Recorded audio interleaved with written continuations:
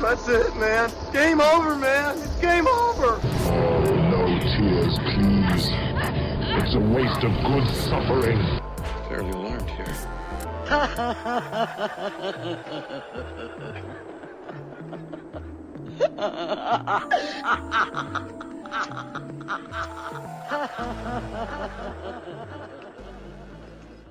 Welcome to the MOT Introspective. This is a new segment of our channel, Masters of the Nerdiverse, where we will discuss some of the lingering topics of the entire Nerdiverse and kind of give our 2 cents on how we can actually make this universe a better place, this Nerdiverse, mind you. I'm, of course, your host, Mike G, and I'm extremely ecstatic to welcome to the show TJ, the Ninja Nerd. How's it going, dude? It's going great, man. But I kind of been wanting to get on this podcast for a while, and glad to be here. Thanks, man. I'm absolutely ecstatic that you're on the show. I do appreciate you taking your time out of your ninja day, having to do backflips and stuff. You know what I'm saying? I know that can be time consuming. You know what I'm saying? Learning all the jutsus, bro. You know what I'm saying? To do this show, so I'm happy to have you on, and happy that you kind of brought this topic to my attention. I've been seeing how the Star Wars fandom has been lately, and I've just been wanting to bring this topic up. Yes, man. And I've just been, with everything going on with The Last Jedi and Solo, I just wanted to give my 2 cents on it. Definitely. That's why we're here, man. So let's get into it. The Star Wars fandom, what can we say about it that isn't really apparent is that it's actually maybe ruining lives at this point. People are having nervous breakdowns and leaving social media.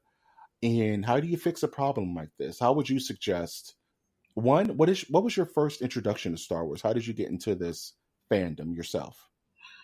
When I was a kid, I watched the original trilogy, and I saw and played all the games when I was younger, and then the prequels came out, saw those. Then when Force Awakens came out, and then I was already a fan of Star Wars, a big fan, but when Force Awakens came out, and when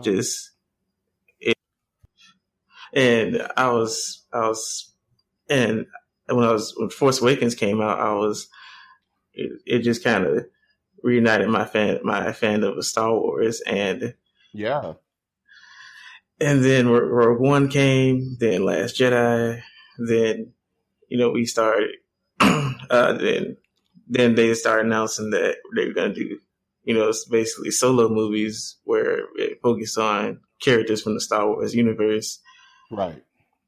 And when they announced a Han Solo movie, and I wasn't really excited about it. Honestly, nobody was. No one was. It didn't really interest me. I'd rather see an Old Republic movie or Obi-Wan or Boba Fett or something than Han Solo. And I saw the movie, I liked it, but I would have rather had maybe even somebody else. But with The Last Jedi, I love The Last Jedi. I know it's good. It's a good amount of people that don't like it, but I love that movie. And it's funny about The Last Jedi is that it's so polarizing, right? I love it. I loved everything they did with it. I love that they're moving forward with the lore. They're moving forward with the Star Wars of it, rather than it just be the Luke Skywalker story. You know what I mean? They can move past that. And I think that's what spurs a lot of this fandom outrage currently, because Star Wars fans have been kind of trolly since the Empire Strikes Back with Luke, I am your father. You know what I mean? Oh It's yeah, just, you know what I mean? It's just because because the internet's bigger now than it was in the 70s, or existent rather, people feel that they're more open to give their opinion no matter what because they're hiding behind the internet. You know what I'm saying? Like, or so you go to the prequels where I like the yeah. prequel, but it's with Jar Jar, and it recently it recently came out that the actor who played Jar Jar, I don't remember his name, but Yeah. he was, even though the internet wasn't as big then, he was still getting harassed and a lot and stuff like that. He became very depressed and everything, and it's just like, dude, he's just the actor. He's not the character. And and now that Force Awakens came out, and everybody's on the internet now, and everybody's. Hmm. I remember when the very first trailer for Force Awakens came out, and when the first thing they show is Finn coming up in the Jakku, and people had a problem with the black stormtrooper.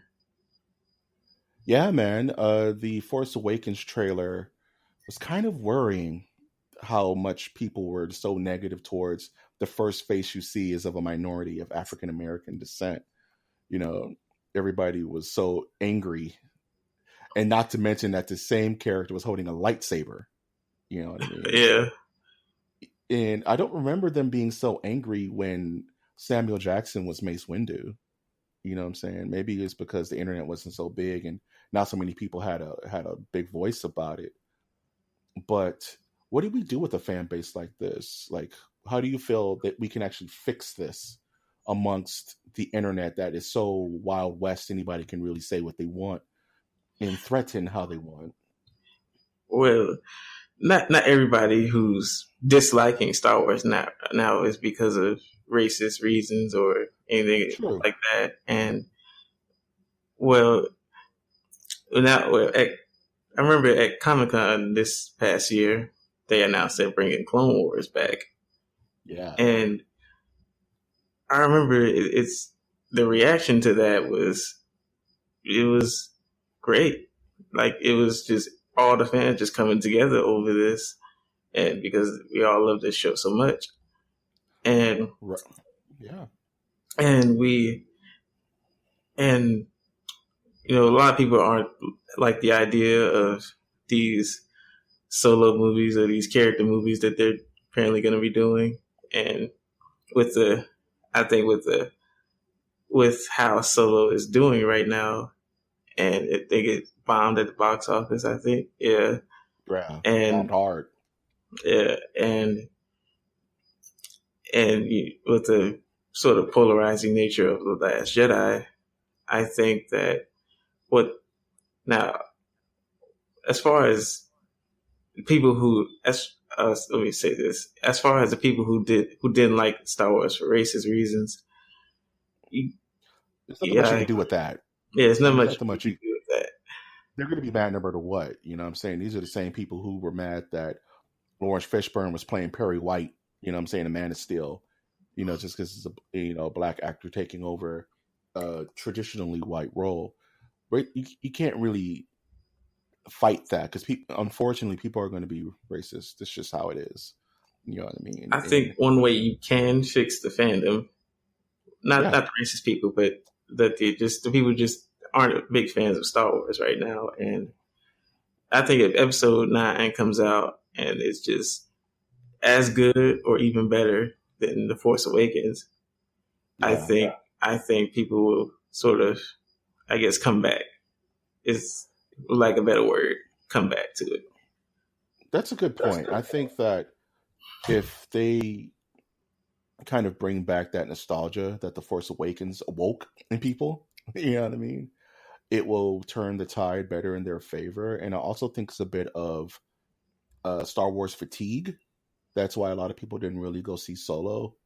Not to mention that the character's not that exciting to make a full movie about.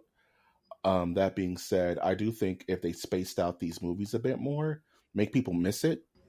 So that's one of the things I believe can really help revitalize the franchise, which is kind of weird because the franchise was just revitalized with The Force Awakens, um, which is kind of rough because you Star Wars fans are a special kind of weird because they want it's almost like they don't want new stories.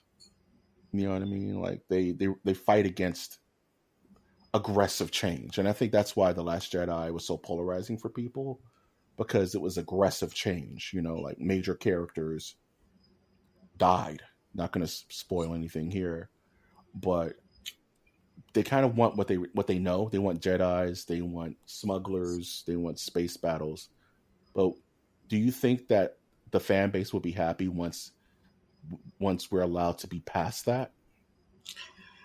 Well, I remember one of the big complaints coming out of The Force Awakens was that everything was the same.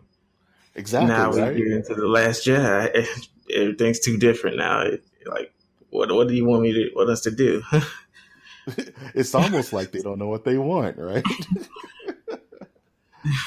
What do you do? You know, the porridge is too hot, the porridge is too cold. You know, and that's a balance that is costing them millions of dollars. You know, to try to find. And it's like maybe not make Solo your first solo film. You know, like you said, if they did a Old Republic movie.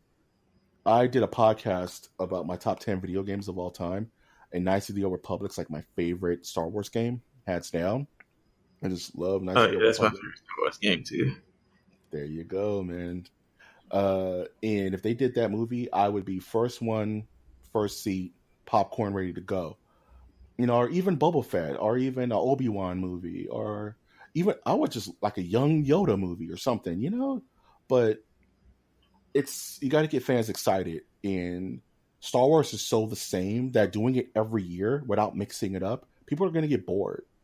You know what I mean? I think that's where Marvel excels. Not to get too much on Marvel, but it's that their movies are just different enough out the formula, so it feels fresh. Where Rogue One has the similar beats to Force Awakens, has the similar beats to The Last Jedi, and I think they need to mix things up and not be afraid to upset the fans. You know, I don't know. I remember when the new Star Trek movies were coming out with Chris Pine, and you know, they were doing before then. They were having all the other Star Trek movies they were doing before that was basically had the original styles of the TV show, and but as you see with the movies, the box office kept declining and declining every year. Mm-hmm. But then they do this reboot with everything that's different now, and suddenly it just shoots back up. And the only people that were complaining were the original Star Trek fans. Of course. And I think that's what Star Wars needs to do is eventually stop. If they keep doing the same thing over and over again, you're going to see the decline.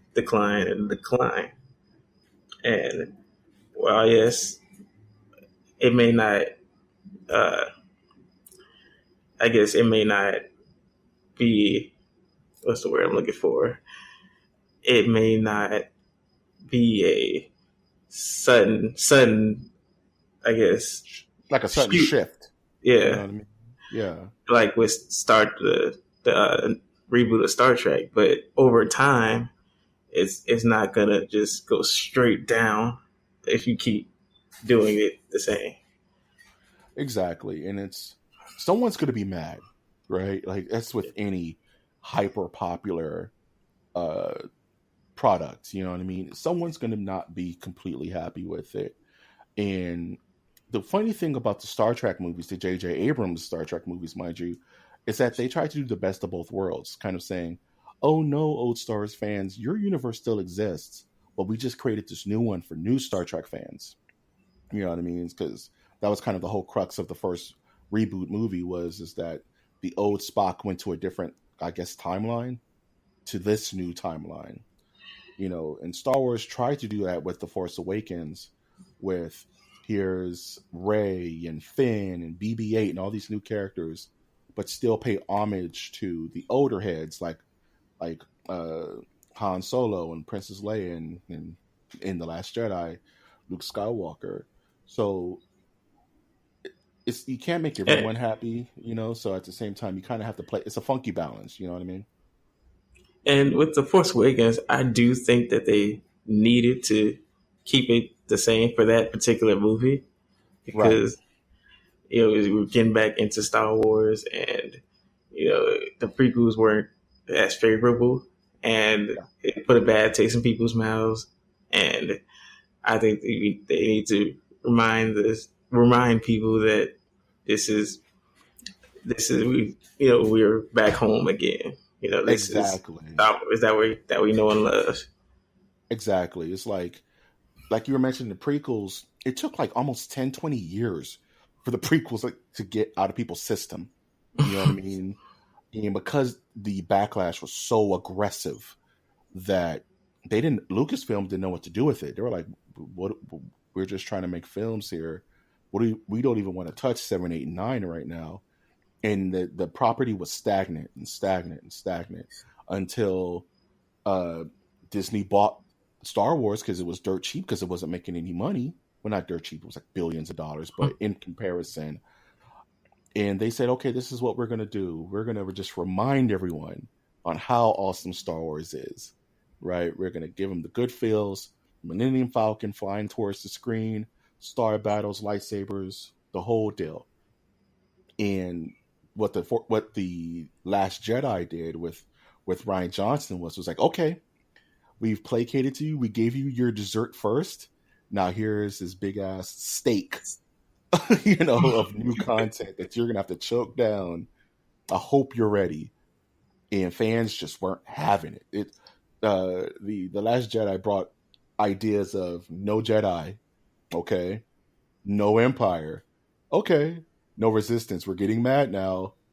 No Luke Skywalker. We're getting very mad now. And these fans have become so vitriolic that they're going after just actors who just were doing their job. The poor actress who got chased off of the internet because they didn't like her character. They were personally attacking her, like trying to hack her accounts and threatening her on Twitter. Hey, Ellie Marie Tran, yeah. Absolutely. And fandoms, when they get that toxic, I think any fandom can get that way. There's some football fans that are literally insane. You know what I'm saying? Like that's for any sports fan. It just lose their minds. They just lose their minds, right? And you can apply this to anything. Comics, video games. There's some Resident Evil anime, man. There's some people where it's like if you badmouth Vegeta, you just may get stabbed, bro. Like what? Who said something about Vegeta? And the cat just jumps out of a tree, stabs you in the stomach. Ugh, And it's like, it's not the fandom that needs to be fixed. It's humanity in a weird way, right? Like beyond Star Wars, how do we fix people? And that's a bigger question that I can't answer. But I think healthy transitions is what Star Wars needs right now for those super fans who are just like, and I think fans go this way where there's 3 different types of fans, right? And just I kind of want your idea of where I'm coming from. Your thoughts on where I'm coming from here. There's fan A, the porridge is too cold, where it's like, I didn't like The Last Jedi. I saw it, but I didn't like it. But that's okay. They'll come up with a better one. Then there's fan B, who is, man, I hated The Last Jedi. I'm just going to sit here and be mad. And whenever people ask me about it, I'm going to tell them my 2 cents. And then there's fan C, where it's like, I ultra hated this movie. I want everyone who made it to die, and I'm going to find them online and harass them viciously until I feel vindicated. And this goes with everything. Like, I follow guys who do the release the Snyder Cut for Justice League. These guys who are dying on that hill. And I just see them get so mad. Like, why won't you release it? Like, and you can't even jump into a conversation like that, where it's like, It's, you know, it doesn't that's exist, never right? gonna happen. You know, it's never going to happen. It doesn't exist. Shut up, man. It's behind closed doors, and they just go off on you now. You're the focus of their anger, and it's the same thing with these Star Wars fans. It's like, no, Last Jedi was a good movie. Like, honestly, like, it made you think about stuff. It tried to challenge the conventions of the fandom. The whole movie was about fans, right? Yeah. In my opinion, like, the movie felt like it was telling fans to get over it. You know, like, yeah. With this, without going too much into spoilers, a lot of people didn't like what they did with Luke in the movie. Yes. And some people may consider this a spoiler, but it's in the trailers. But Luke Skywalker, he's basically kind of done with being a Jedi, and he's just kind of just went off to this island to just go, just get away. Yeah, I came here to die. You know, it's nuts. And a lot of people didn't like that he's basically not wanting to go back, and it's a particular scene that a lot of people don't like either. It's where when Rey comes up and gives him the lightsaber, and he just tosses it. He chucks it. I don't know why people don't like it. I just don't understand. Why don't they like it? It's because he represents the director. You know what I mean? Luke Skywalker is Rian Johnson saying, guys, you got to get over this stuff. There's so much more. The whole movie is about there's so much more to the Force than Jedi. There's so much more to the Force than Sith. And then you have on the opposite side of it, you have Kylo Ren's like, I don't care about the Empire. I'm no longer like fascinated with my grandfather. Like he destroys the Darth Vader helmet. That's symbolizing he's no longer like that's not the path he's choosing to walk. You know what I mean? He doesn't care about the resistance. He wants to just do something new. Everybody wants a new start, except the fans. You know what I mean? Like the whole movie is screaming for a new start, and it forces you into it. You know? Yeah, and the thing about that Luke scene, one main reason I like it because it says the same thing in 10 seconds, maybe even less than that. Said if he would, well, he does eventually go into it, but it says the same thing when he starts going to why that he does want to go back, and you pretty much said that pretty much at the beginning of the movie when he tosses the lightsaber. Yeah, it perfectly symbolizes the whole movie. What's the first thing you see Luke Skywalker do?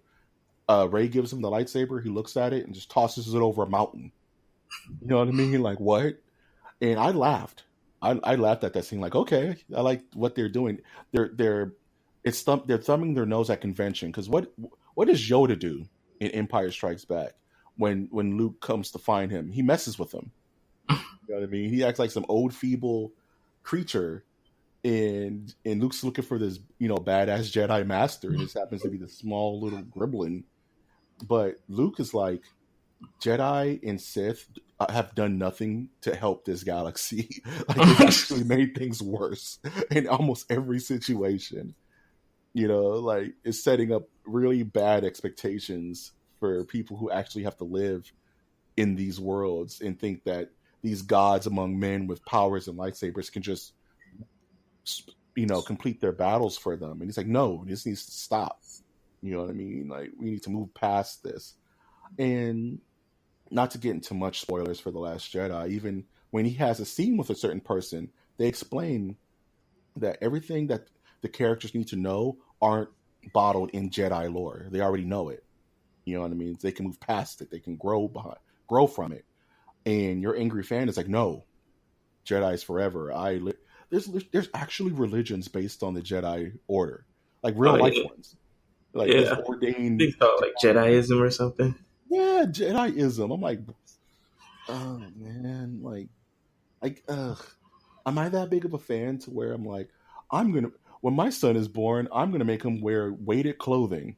And my son's he's gonna be 3 years old with like a 5-pound shirt on, So when he's a grown kid, he's like he can fight at 10 times Earth gravity. I'm not gonna have him do that. Like no, like no. Dragon Ball Z when they take the weighted clothes off, just makes a huge crater in the ground. Yeah, like Rock Lee. Like my son's about to go ball for Pop Warner.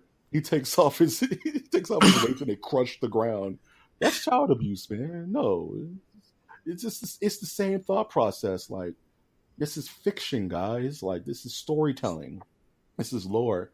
Like it's not so detrimental to your life to the point where you have to threaten people and be toxic online. But you can't tell that to people because they're so passionate about it that it's an insult to question them. Some people, you know what I mean? Like you can't have that conversation with irrational people. We're asking irrational people to look at things rationally, and that when that comes to anything, and it only gets deeper. You can apply that to religion. You can apply that to lifestyle. If the moment you start questioning an irrational person's ideals, you're threatening them. And then it's crazy. Yeah, they get so caught up in that they're right. They feel like you're attacking them. You're let's say if I were to say, I don't know. Let's say if I were to say The Dark Knight is a trash movie. Yeah, let's say if I were to say that. Yeah. And people would just start just going in on you if you say this. And like, man, I remember a podcast that I watched. He said he doesn't like Rick and Morty. Yeah. And man, they went in on it. It's funny because we're content creators, right? We put ourselves out there. We voice our opinions and hope with hands closed that people listen and agree or disagree or react to it, right? Like I can't just go on Twitter and be like, "Hey guys, guess what? Infinity War was trash. Don't at me." You know what I'm saying? Cats is gonna go in on me hard, like, "You crazy, man. This is why XYZ and Thanos is the best villain." And I don't want to hear that, right? I'm just like, look, this is my opinion. We have to walk a very thin line of kind of neutrality, unless we're very passionate about something. Like I'll go online and be like, look, my favorite Star Wars movie of all time is Empire Strikes Back. That's my favorite one. And by the way, I do not think The Dark Knight is trash. I just want to let y'all know. I wasn't gonna like front you, bro. Like, but like just to clear the record. But yeah, you go online, and especially if you're in a position of getting people's attention, you kind of have to be Switzerland in a way. You have to be neutral. You know what I mean? Like, unless you want that heat. Some cats don't mind the heat. You know what I'm saying? They like it spicy. They just want to go in there and just go onto like a Dragon Ball Reddit forum.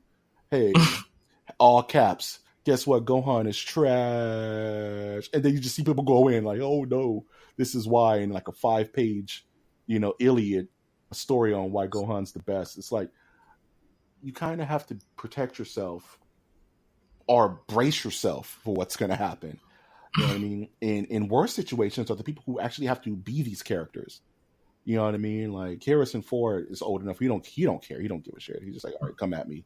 I've been trying to die since Empire Strikes Back. You guys won't rest. You know what I'm saying? The fans won't allow it, man. And how do you fix a fan base like this?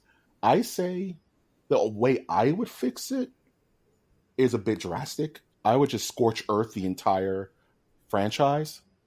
I would break it all down and then start anew. So you just do a complete reboot? I wouldn't do a complete reboot. I would let things, because if you can avoid a reboot's like, a reboot to me is like filing for bankruptcy. You know what I'm saying? It's like the last resort. Like, there's nothing you can do to salvage this. Move forward, but if you want to get my attention, get rid of the Jedi, get rid of the Sith, get rid of the Empire, get rid of the Resistance, the Rebels, and just do something different.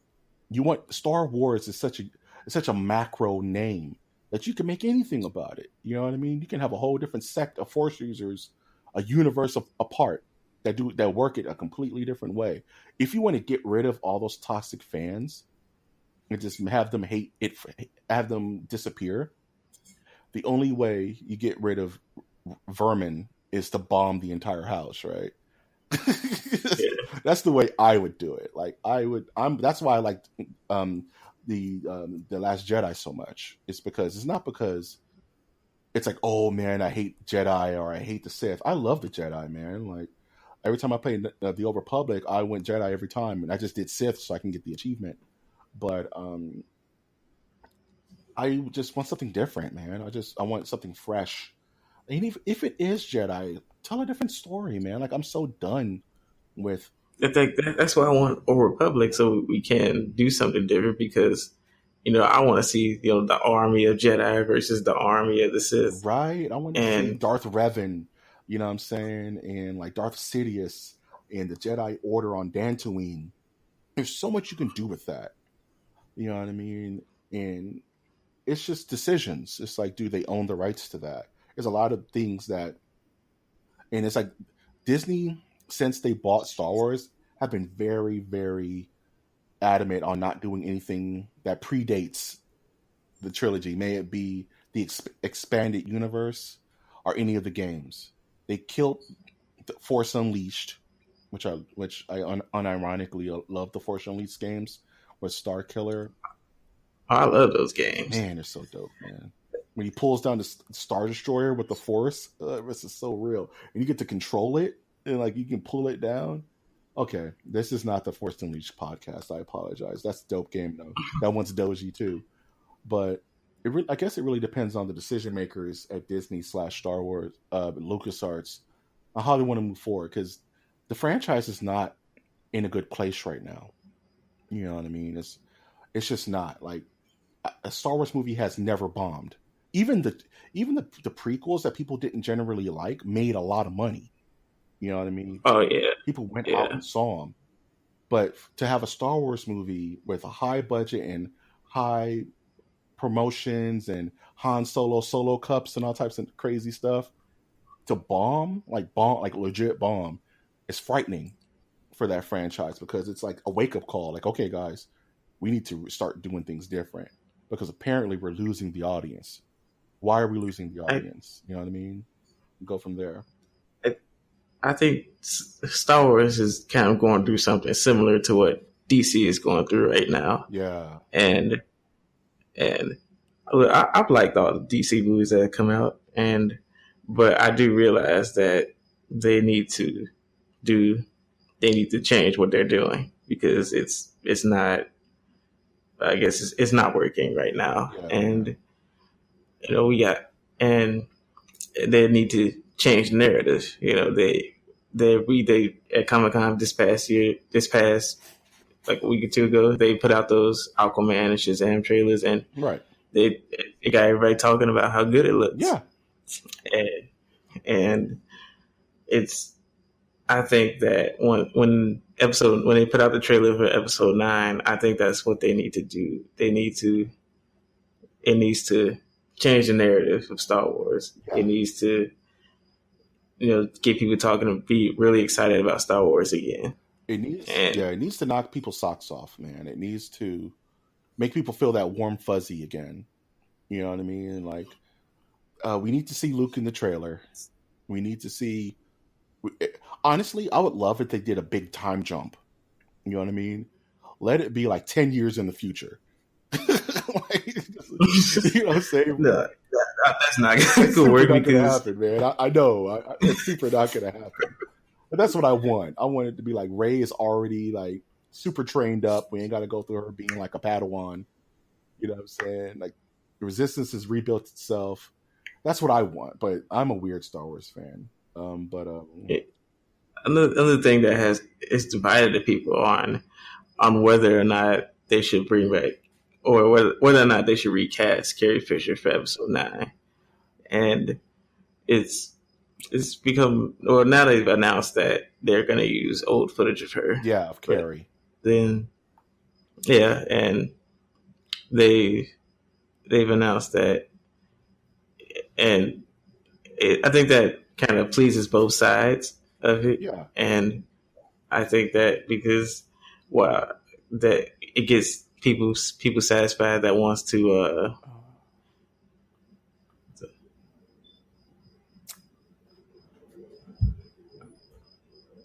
Come on.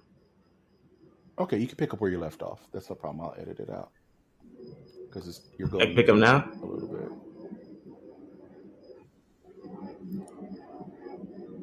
Okay, there you go. Right now. You're good. Yeah, you're coming in. You're coming in solid now. Okay.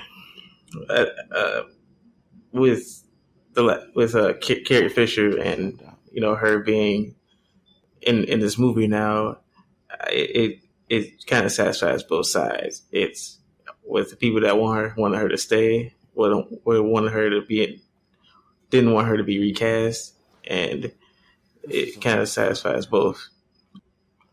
And with that, it pleases both sides. And you have the people who are with they didn't want to let it recast.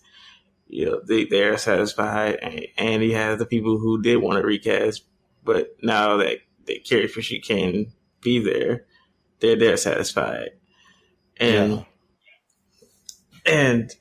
now we got you got that part out the way, and that's kind of been solved for now, right now, and I'm very curious about the future of Star Wars after Episode 9. What are they going to do? And what, like, let's say, they say they're probably going to do an Obi-Wan movie, a Boba Fett movie, and I want to see movies with new characters. Like, do a movie about the Hutt Cartel, or a movie about the I don't know.